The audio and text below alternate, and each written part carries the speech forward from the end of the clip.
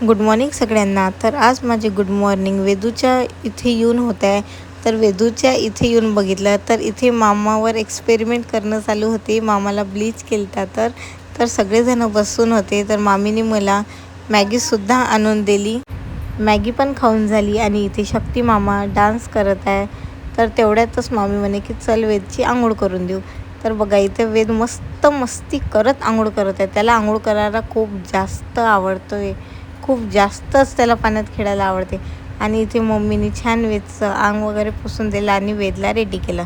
तर आम्ही वेदच्या घरून गेलो रामनवमीसाठी DJ वगैरे बघायला.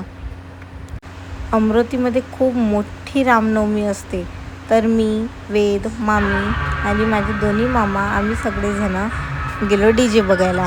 वेद बघा किती शॉकिंगनं सगळे DJ बघत आहे की म्हणजे तो फर्स्ट टाईम बघत आहे की का होत आहे हे सगळं. तुम्ही बघा इथं मी बॅकग्राऊंडला थोडा साऊंडसुद्धा टाकला आहे. खूप जास्त असा साऊंड होता म्हणजे कानं दुखायला लागली होती एवढा आवाज तिथे. पण मजा खूप आली. छान प्रकारे झाक्या काढून होत्या. श्रीरामजी, माता सीता, लक्ष्मणजीची मूर्ती होती. खूप छान असं दृश्य होतं.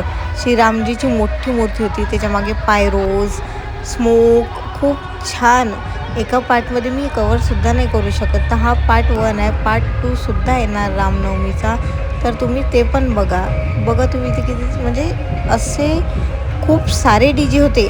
इथे श्रीरामजीची आरतीसुद्धा झाली. तर मी बाकी पार्ट 2मध्ये टाकणार आहे. बघायला विसरू नका. Like, share and subscribe. Thank you.